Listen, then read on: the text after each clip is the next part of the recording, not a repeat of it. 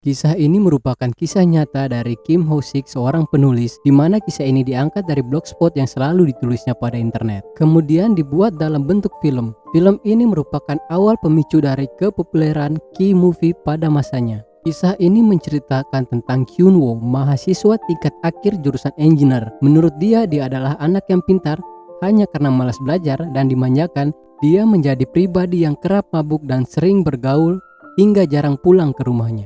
Mabuk-mabukan, nongkrong dengan teman-temannya, dan jarang masuk kuliah merupakan hal yang biasa dilakukannya. Saat dia melihat seorang wanita berjalan di luar toko, ketika dia ingin menyapa wanita itu, ternyata ada deringan telepon, menyebabkan dia tidak menjadi menyapanya. Telepon itu merupakan telepon dari ibunya, dan dia dimarahi dengan alasan dia tidak pernah berkunjung ke tempat bibinya sesuai janji sebelumnya. Hampir setahun dia tidak pernah mengunjungi bibinya. Ibunya menyarankan untuk berkunjung dan menjenguknya ke sana, karena sang bibi baru saja kehilangan anak lelakinya pada tahun lalu. Berharap si beleguk Kyunwoo dapat mengobati kesedihan, rupanya Kyunwoo tidak pernah berkunjung ke rumah bibinya.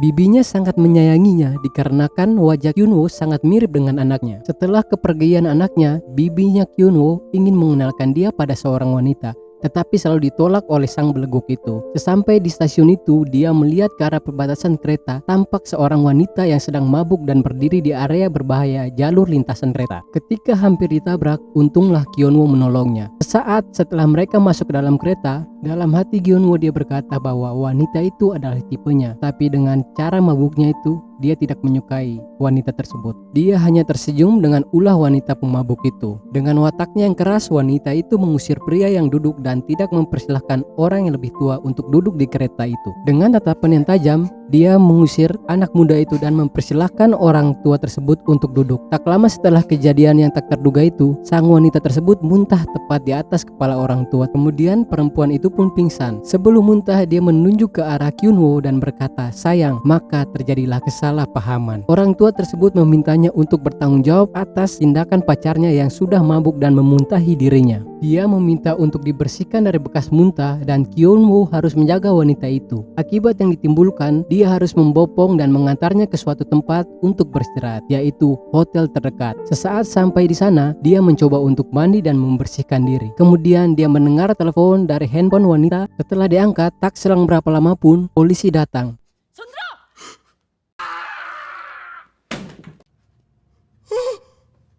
Dan terjadilah penangkapan, di mana dia dijebloskan ke dalam penjara. Karena tidak terbukti bersalah, akhirnya dia dibebaskan pada pagi harinya. Ketika sesampai di rumah, karena tidak pulang, dia dihajar oleh ibunya karena tidak menepati janjinya untuk bertemu dengan bibinya. Kyunwoo sangat ahli dalam kabur dan bersembunyi. Menurut dia adalah pribadi yang pintar tetapi malas untuk belajar. Dalam 3 tahun, nilainya hanya naik 4 poin, yang semulanya 20 dan menjadi 24. Luar biasa bukan? Di pagi hari, dia ditelepon oleh wanita itu. Sambil berkata kasar, dia menginginkan untuk bertemu dengan Kyunwoo. Dia harus bertanggung jawab atas perbuatannya ketika di hotel. Sambil memperkenalkan dirinya yang bernama Jin Tae-hyun, dia meminta Kyunwoo untuk menceritakan semuanya. Saat mereka berbincang di kafe, tidak disangka ternyata sudah larut malam, dan si wanita tersebut mengajaknya untuk minum minuman keras di kafe yang lain. Sesaat mereka minum bersama, tiba-tiba sang wanita itu menangis. Dia bercerita bahwa dia sangat sedih karena dia baru putus dengan pacarnya kemarin malam. Kemudian setelah minum beberapa sloki, dia pun pingsan. Kejadian kembali terulang. Kyunwoo kembali mengantarnya kembali ke hotel yang sama. Sambil memandangi wajahnya, dia kemudian jatuh hati dan ingin bertekad untuk menyembuhkan wanita dari luka yang ia derita selama ini. Dari pertemuan aneh ini, mereka kerap seringkali bertemu. Saat di dalam kelas,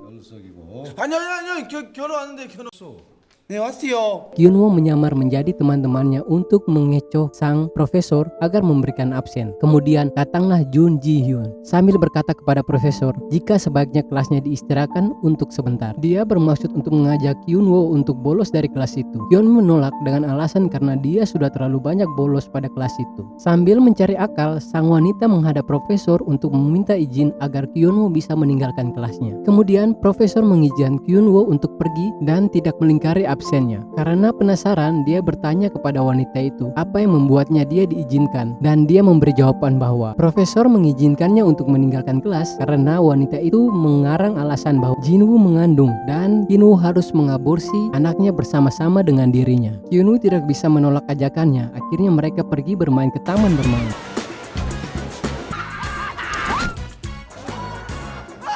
Sang wanita sangat hobi dalam menulis naskah drama. Dengan mengancam dan memaksanya, Kyunwoo selalu membaca naskah drama yang ia buat. Saat Kyunwoo sedang berkumpul bersama teman-temannya, mereka bertanya, apakah kalian sudah berpacaran ataukah kalian sudah berciuman? Dia hanya tertawa. Tetapi tepat di depan toko, lewatlah seorang wanita cantik yang berambut panjang. Kyunwoo kemudian pergi keluar dan mencoba menggonanya. Sambil menepuk pundak wanita itu, dia menggondanya. Dan ternyata wanita itu adalah Ji Hyun. Karena takut, Kyunwoo pun mencoba untuk kabur. Dia tidak menyangka bahwa dia akan bertemu dengan wanita pemabuk itu. Saat Kyunwoo ingin pulang, dia berniat untuk membalas dendam dan berpikir jika mereka bertemu di dalam kereta, wanita itu harus membantunya. Ternyata mereka tidak bertemu di dalam kereta. Kyunwoo tak sadarkan diri sehingga akhirnya dia dicopet dan tersadarlah dia pada stasiun terakhir. Rupanya mereka tidak bertemu di kereta. Sesaat sampai di stasiun terakhir, dia menelpon wanita itu dan menyarankan untuk menjemput dirinya. Tetapi kembali lagi dia tidak dijemput. Kyunwoo pun tersadar bahwa dia sudah berada di dalam penjara untuk kedua kalinya. Tak berapa selang lama kemudian,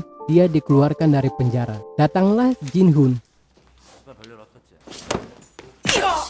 너 또 한 번 이러면 Bukannya dipeluk, Kyunwoo kemudian diberi boge mentah oleh si wanita. Penyebabnya karena kesal dan dia memberikan boge mentah pada Kyunwoo. Dengan wajah yang babak belur, dia mengajaknya untuk pergi makan. Ketika dia pulang ke rumah, dia berkata bahwa ibunya sering menghajarnya dengan benda yang berada pada tangannya. Kali ini stik pemukul daging yang berada tepat di tangan ibunya. Sesaat di depan komputer, dia menerima email dari sang wanita bahwa hari ulang tahunnya sudah dekat, tepatnya 2 hari ke depan. Dia ingin agar Kyunwoo memberikan surprise dan terlintas di dalam pikiran Kyunwoo untuk memberikan kado romantis berupa pergi ke taman bermain saat taman itu tertutup, dan sesaat sampai di sana, mereka akan berjalan ke tengah taman dan perlahan lampu pun dinyalakan hingga diputarkan lagu selamat ulang tahun sambil dinyalakan kembang api untuk Jinwoo. Sungguh khayalan yang indah dan romantis. Tetapi kisah ini terjadi sebaliknya. Saat mereka ingin masuk ke dalam taman bermain, tampak seorang tentara yang depresi lari dari kesatuannya kemudian bersembunyi di tempat bermain itu. Dia mengancam mereka berdua untuk tidak melaporkan di mana keberadaannya saat itu.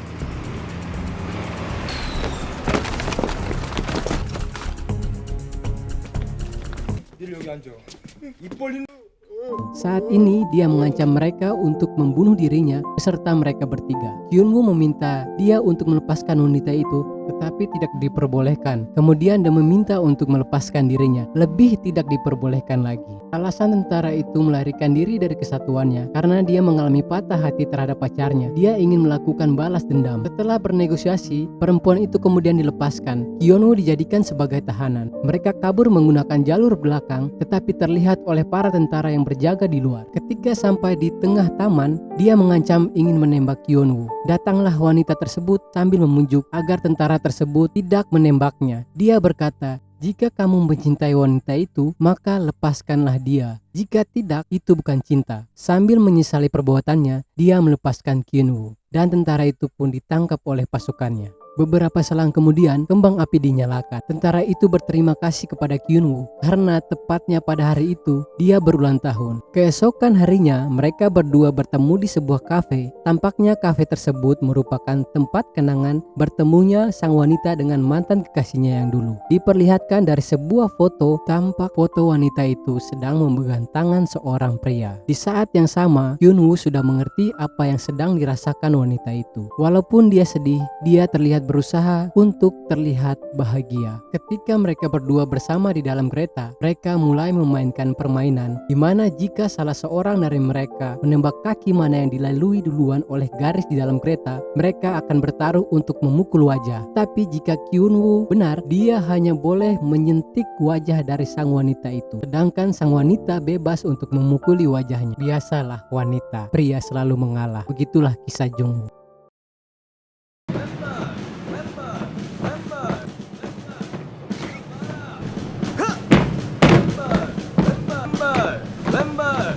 에이씨.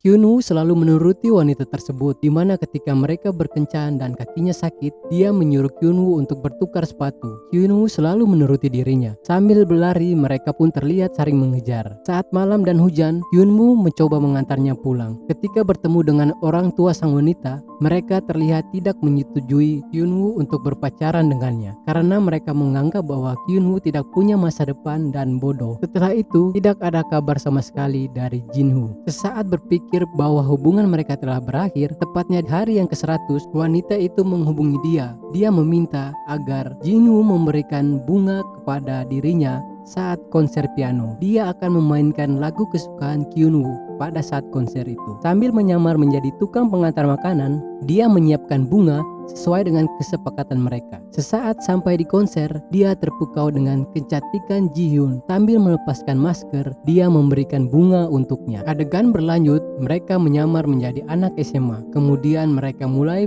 berpesta bersama. Seperti biasa, kembali terjadi. Jihyun mabuk dan harus dibopong oleh dirinya. Dibandingkan pertama kali mereka bertemu, dia terlihat berbeda. Mungkin lukanya sudah sembuh, ujar Kyunwoo di dalam pikirannya. Dalam batinnya, dia memikirkan bahwa sepertinya sang wanita tidak membutuhkan dia lagi. Kali ini Kyunwoo langsung mengantarkannya ke rumah wanita tersebut. Sambil bertanya kepada Jinwoo, apa rencanamu ketika habis kuliah ini? Dan si beleguk menjawab, dia belum memikirkannya. Sesaat kemudian ayahnya menyuruhnya untuk membuka isi kantong yang ada di dalam sakunya. Tak sengaja didapatkan kondom yang terselip pada kantongnya. Berakibat marahnya ayah Jinhae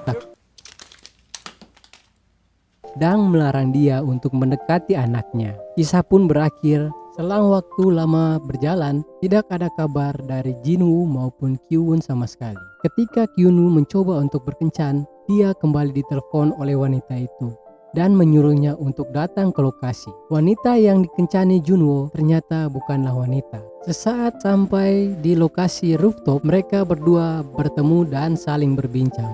Sambil berbincang di atas rooftop, dia berkata, "Jika kamu ingin bertemu dengan orang baru, lupakan masa lalumu." Sambil melepaskan kalung yang merupakan pemberian dari mantan yang terdahulu, Junwoo berkata, tidak apa-apa jika dirinya harus melepaskannya, tetapi dia harus mencari yang lebih baik dari dirinya. Dia menasihatinya agar tidak minum terlalu banyak, karena dia takut ada pria lain yang memanfaatkan dirinya jika dia terlalu mabuk. Kali ini Kyunwoo yang harus rela melepaskannya. Karena dia begitu mengenal sifat Jihyun, dia memberikan nasihat kepada pria yang sedang di dekatnya. 술은 그리고 카페 가면 커피 드세요.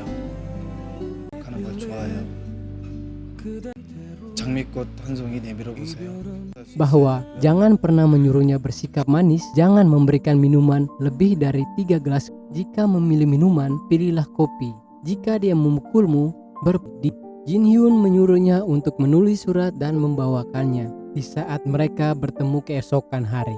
Pada surat itu dia menjelaskan perasaannya. Awal bertemu dengannya, dia ingin untuk menyembuhkan lukanya, tetapi sekarang dia tidak rela untuk melepaskannya. Berharap dia bisa serius dengan Jinwoo. Di keesokan hari, mereka berdua mempersiapkan diri untuk berpisah. Sambil menunjuk ke arah gunung sebelah dan meminta Kyunwoo untuk pergi ke sana, Kyunwoo menurutinya. Sambil berteriak dan menangis, dia menjelaskan bahwa dia meminta maaf. Dia tidak bisa menghalangi perpisahan ini. Dia merasa bahwa dia berbeda, tetapi kenyataannya sama. Dia hanyalah seorang gadis yang putus asa. Saat Kyunwoo kembali, mereka berjalan menuju sebuah pohon. Kemudian mereka menanamkan surat yang berisikan tentang perasaan mereka yang harus mereka buka selama 2 tahun lamanya di tempat yang sama. Surat yang berupa time capsule ini merupakan ungkapan perasaan antara mereka berdua. Ketika sampai di stasiun kereta api dan hendak untuk berpisah, Jinhoon berkata, "Kamu berangkatlah duluan, aku akan menaiki kereta berikutnya." Saat perpisahan terlihat Kyunwoo sudah menaiki kereta. Karena masih belum 견우야! Kyunwoo kemudian terjun menyusulnya. Ternyata Jinhoon malah menaiki kereta tersebut. Mereka memang ditakdirkan untuk berpisah. Saat sudah berpisah dengan Kyun-won, dia lebih fokus walaupun masih terasa sepi. Dia mulai menulis kisahnya di internet. Kemudian dia memutuskan jika ingin bertemu lagi, dia harus mengalami perubahan yang lebih baik di masa depannya. Kyun-woo selalu menulis kisahnya di internet dan terus menyembuhkan dirinya selama 2 tahun berlalu. Datanglah suatu kesempatan di mana penulis membaca karyanya mengenai Ma Girl, kemudian mereka menawarkan untuk dibuatkan film. Kesuksesan telah diraih oleh Kyun-woo. Kisah yang ditulis olehnya akan dibuatkan menjadi film. 2 tahun kemudian, di tempat yang dijanjikan, Ji-hoon ternyata tidak datang. Sambil membaca time capsule, dia mulai mengetahui perasaan sebenarnya Jin-hoon. Dia menjelaskan bahwa orang yang dicintainya ternyata telah meninggal. Dia hanya berbohong jika dia sudah diputuskan. Saat pertama mereka bertemu, ternyata itu tepatnya 1 tahun pacarnya telah meninggal. Ji-hoon mencoba mencari sosok pacarnya pada diri Kyun-won. Dia meminta maaf karena tahu itu merupakan sebuah kesalahan. Sama seperti kisah mereka berdua, dia bertemu dengan mantan pacarnya yang meninggal sesaat saat berada di subway. Dia melakukan apa yang Jin-woo suruh sama persis seperti Kyun-hoon lakukan. Mereka juga menanam time capsule bersama-sama di tempat itu. Tetapi tidak lama kemudian dia meninggal. Setelah mantan pacarnya meninggal, ibunya hendak memperkenalkan dia dengan seorang yang baik, tetapi Jin-woo tidak bisa. Pada hari mereka bertemu, dia selalu pergi ke bawah pohon itu dan memintanya untuk melepaskannya karena dia selalu memikirkan mantannya. Setelah pulang dari bawah pohon itu, tidak lama kemudian Jin-hyo bertemu dengan Kyun-woo. Mungkin ini jalan untuk memperkenalkan Jin-woo dengan dirinya. Tetapi semakin lama, semakin dekat, dia merasa bahwa perasaan ini semakin salah. Setelah membaca surat dari Jin-woo, Kyun-woo akan selalu datang setiap hari dan membaca suratnya tepat di bawah pohon. Tak berselang lama kemudian, datanglah Jin-woo. Dia berbincang dengan seorang kakek. Kemudian kakek itu menceritakan bahwa sebenarnya pohon ini tidaklah sama, karena pohon yang terdahulu telah mati tersambar oleh petir dan datang seorang pria yang menanamkan pohon yang terlihat sama persis tepat di tempat itu. Kakek itu berkata, jika pohonnya mati, maka ada yang akan merasa sedih. Terlihat Jin-woo sudah bisa melepaskan masa lalunya. Dia melemparkan kalungnya ke laut. Tetapi di saat dia mencoba menghubungi Kyun-woo, nomornya sudah diganti. Di saat dia bertemu dengan ibu sang mantan yang sudah meninggal, dia dikagetkan dengan kemunculan Kyun-woo tepat berada di sampingnya. Ternyata ibunya merupakan tante dari Kyun-woo yang seharusnya mereka dipertemukan beberapa tahun yang lalu. Tapi karena takdir mereka saling menolak dan dipertemukan lagi beberapa tahun kemudian dengan cara tidak sengaja. Cerita berakhir dengan perkataan Jin-woo mengenai kekasih dari masa depan.